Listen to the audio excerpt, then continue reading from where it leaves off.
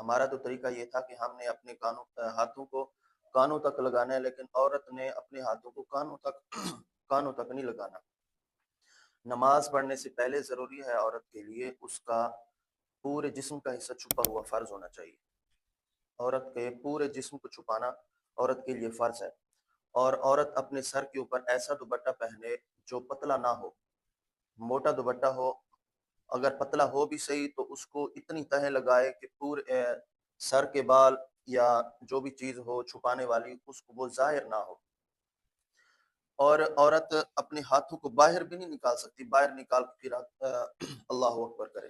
اس نے جو دوپٹہ پہنا ہوا ہے دوپٹے کے اندر سے اس نے اپنے ہاتھوں کو اٹھانا ہے، دوپٹے کے اندر سے، اور کانوں تک نہیں لے کے جانا، صرف کندھوں تک لے کے آنا ہے اپنے ہاتھوں کو، ایسے نیت کر کے دوپٹے کے اندر سے یہاں تک اپنے ہاتھ کر کے اللہ اکبر کر کے اپنے ہاتھوں کو سینے پر باندھ لے گی۔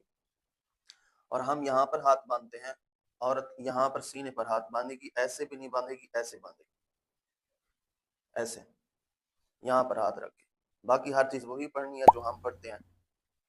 اور اس کا عورت کا رکوع کرنے کا طریقہ بھی مختلف ہے۔ ہم ایسے رکوع کرتے ہیں، گھٹنوں کو پکڑ لیتے ہیں، اپنی کمر سیدھی کرتے ہیں اور گھٹنوں پر اتنی زیادہ زور دیتے ہیں۔ عورت نے گھٹنوں پر زور نہیں دینا، یہاں پر پڑھ کے سمپل، اور انگلیاں بھی کھلیاں نہیں کریں گی، گھٹنوں کو پکڑے گی بھی نہیں، زیادہ جھکے گی بھی نہیں۔ ہم زیادہ جھک جاتے ہیں، عورت نے بس تھوڑا سا جھکنا ہے، اشارہ، سمیع اللہ لمن حمدہ ربنا لک الحمد، وہی طریقہ۔ اور سجدہ کرنے کا طریقہ بھی ہم سے الگ ہے۔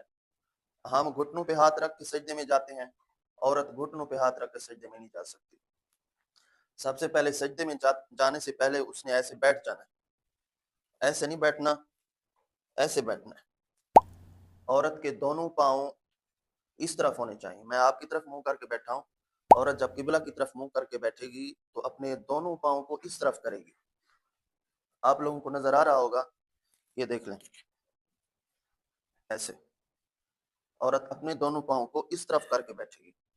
ہم پاؤں کے اوپر بیٹھتے ہیں، اپنا ایک پاؤں کھڑا کرتے ہیں، لیکن عورت دونوں پاؤں کو اس طرح کر کے بیٹھے گی۔ اور سجدہ بھی اس نے اسی طرح ہی کرنا ہے، ایسے بیٹھی ہے، ایسے سجدہ کرے گی۔ مرد کے لیے ایسے سجدہ کرنا مشکل ہوتا ہے، عورت ایسے سجدہ کرے گی۔ مرد کا سجدہ کرنا ایسے ہے، مرد جب سجدہ کرے گا تو اپنی کوہنیوں کو زمین سے جدا رکھے گا اور اپنے پیٹ کو رانوں سے جدا رکھے گا۔ عورت کوہنیاں بھی پیٹ کو رانوں کے ساتھ ملائے گی اور پنڈلیوں کو زمین کے ساتھ ملائے گی۔ ایسے سمجھو عورت اپنا پورے کا پورا جسم زمین کے ساتھ سمٹ کر سجدہ کرے گی۔ یہ اجازت کیوں دی گئی ہے؟ کیونکہ اس کی بے پردگی کا اندیشہ نہ ہو، کیونکہ عورت کا نام ہی عورت ہے نا، عورت کا مرد ہے پردہ۔ نماز میں بھی عورت کا پردہ رکھا ہے اللہ تبارک و تعالیٰ نے، کہ نماز کی حالت میں بھی عورت ایسے نماز پڑھے کہ اس کی بے پردگی کا اندیشہ نہ ہو۔